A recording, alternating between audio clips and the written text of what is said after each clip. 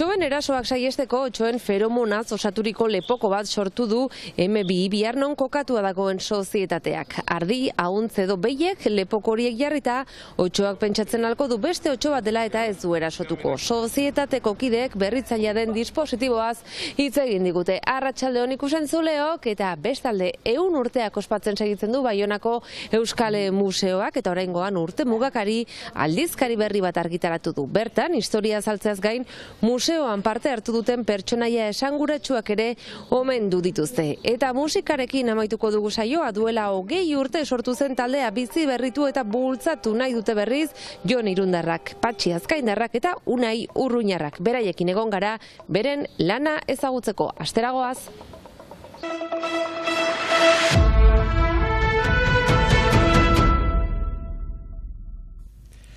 Aste batzuk pasatira jada otso bat agertu zenetik Larrungo mendian. Aste honetan ordea Landesetako Gaztetx herrian ikusia izan dela baieztatu dute. Oroitarazi behar da martxo hasieran otsoak Bardozeko artalde bat erasotu zuela, eta hain zuzen otsoaren erasoak saiesteko dispositibo bat lantzen ari da Biarnon instalatua den M2 sozietatea. Proiektua oso berritzailea da eta Pirinio Atlantikoetako departamenduaren babesa du. Jakin behar da otsoak bere eremua markatzeko feromonak erabiltzen dituela eta hain zuzen feromona horiek errepikatu ditu M2 sozietateak. Feromona horiek odi batzuetan sartu eta lepokoetan jarri ditugu. Ardi, behi edo hauntzen troparen bi herenak lepokoa jantzi beharko luke babes sistema eraginkorra izateko. Feromona horiek usaintzean otsoak uste izango du beste otso baten eremuan dela eta ez da hurbilduko. Saiakerak egin dituzte Italia, Suiza eta Grezian eta emaitzak oso onak izan dira. Pirinio Atlantikoetako departamenduan saiakerak egin nahiko lituzkete apirilean. Hain zuzen orain arte zo eta gune zehatz batzuetan saiakerak egin dituzte eta emaitzak oso onak izan dira. Entxeguek 80% eraginkortasuna izan dute. Iaz, Greziako bi arditropa 47 erasoren biktima izan ziren, eta animaliak lepokoekin jantzi ondotik eraso bakarra gertatu zen. Itxaropen handiko dispositiboa da eta helburua da hemen ere saiakera egitea. Donc c'est vraiment très prometteur. Et donc l'objet désormais, c'est de réaliser des essais à grande échelle. Lepoko bakoitza 4 eta 6 hilabete inguru eraginkorra izango litzateke eta bere prezioa finkatua ez bada ere. On veut vraiment quelque chose qui soit à la portée. Laborari guztien esku jarri nahi dugu, beste babes neurriei begira osagarriak izateko. Les autres méthodes de protection. Metodo honek ez du eraginik beste animaliengan. Il s'agit d'une méthode qui est non létale, ez da toxikoa, ez da hiltzailea. Animaliak eta fauna basatiaren arteko elkarbizitza ekartzen du. Otsoa hiltzea saiestuz. France 2030 diru laguntzak izanen dituzte dispositiboan parte hartuko duten azleek, baina oraino ez dute finkatu zenbatekoa izango den. Laster departamenduak jakinaraziko du zenbat laborarik parte hartu nahi duten saiakeretan.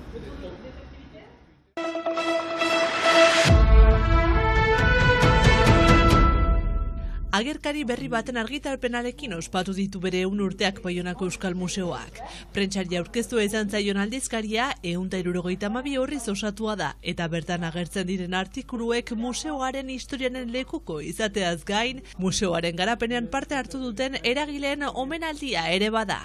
Museoak egin baitu 100 urte, aldizkari hontan kontatzen dugu nola iraran dituen 100 urte horiek, eta beraz badu alderdi historikoa. Eta aipatzen dugu bereziki nor izan den Euskal Museoa zuzendu duena, eta lehena izan da William Boissel, militarra zen, etzen hemendua, izilerri da nola bultzatu zuen museoa, eta nola erdietxi duen museoa onartua izaitea. Eta hoa izan da lehenbiziko buruzaria 30 urtez. Luis Colas, Philippe Beijon, Jean Hitxelach, asko dira aldizkarian agertzen eta omenduak diren izenak. Aldizkarian dauden 10 artikulutik bakarra euskeraz idatzita dago. Eta hori da ez zuzen Euskal Museoaren lagunak elkarteak etorkizunerako finkatu duen erronka. Euskararen presentzia handitzea. Euskararen lekua. Museoan zaila izan da, eskoldunak izan direlaik ere arduradun. Eta huai jakina hastia Hoi hartu aldizkarian ez bazen deus ere euskaraz, hementik aintzina posible dela diatineta badirela beste errekari bat. Baina pentsatzen dugu ez dela normala izanen, deus ez izaitia euskaraz, dure aldizkari ontan hementik aintzina. Euskara geroz eta leku gehiago izateaz gain beste erronka batzuk finkatu dituzte. Hain zuzen, Euskal Museoak gazteak erakarri nahi ditu horiek baitira lekuko hartuko dutenak. Euskal Museoan agertzen diren gauza asko, adinekoak badakite zerten eta hoiko gazteak anintzetan ez dakite zertaz diren lehen tresnak eta beste mundu bat desagertu dena. Eta juret ez da zer edin hori hoiko den dako ulergarri izan dadin. Eta horren aipatu dut izbat, guri erela likuko eta diakile gana dut. Ikusi dugu zerbait eta zerbait ikasi dugu eta zer egin hori transmititzeko.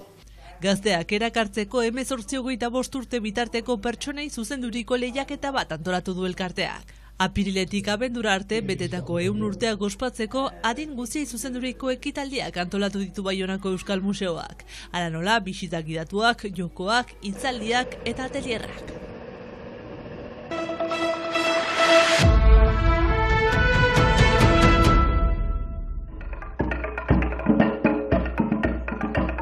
Kutun txalaparta taldea duela 20 urte inguru sortu zen. Talde hori junda jendea juten, jendea etortzen, ni neu 18 urterekin atzerrira joan behar izan nintzen ikasketak egitera, orduan txalaparta utzi behar izan nuen, eta taldeak segitu du, batzuk etorri, batzuk jun, eta 2024ko iraian berriz elkartu gara Oiartzungo Jon, Azkaingo Patxi eta ni neu. Berriz duela aspaldi elkarrekin jotzen genuenok, berriz elkartza erabaki dugu eta taldeari beste bultza bat ematea. Badena sortu dela, horrez, sagarra jotzetik eta hortik sortu da unibertsoa bezala. Kriston interesanakan, ez, txalapartan jatorrian ingurun eta sagardukin eta lotzen dugula, ez, lan erritmo hoiekin, ez, sagarra jotzekun egiten zine erritmok. Erritmo batzuk txalapartan tradizionalak dinak eta kiriko eta sagarra jotzekun erabiltzen zine erritmok oso antzeku dira gila esan. Abestuta eta pisoi lodi batzukin, eta abestuz eta erritmoak eginez.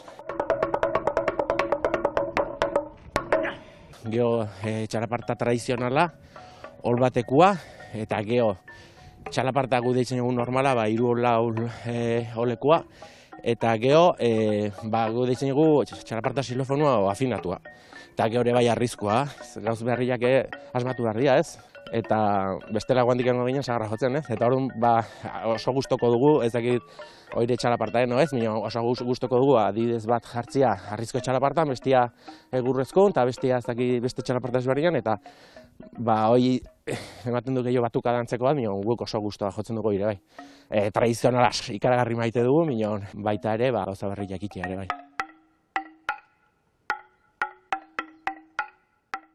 Askotan egiten dugu improvisatu hasieran, eta gero bakotsak ateratzen dugu, bakotsak ematen dugu gure ideiak, eta hortik ateratzen da gero abestiak, ez?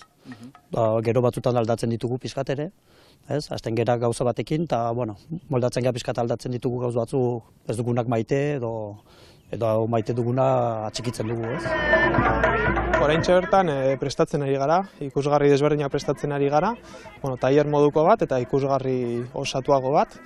Horren lanketa bete-betean gaude eta helburua hemendik hilabete batzutara hori aurkezteko aukera izatea, udaletxeak deituta edo ekimen desberdinetan, elkarten deiei erantzunez, alden guztietan. Ikusentzuleok Tukutun taldeak Uztaritzeko Hartzaro Festivalean eskainitako emanaldiko irudiekin doakizue gure gaurko agurra. Izan ongi, eta bihar arte!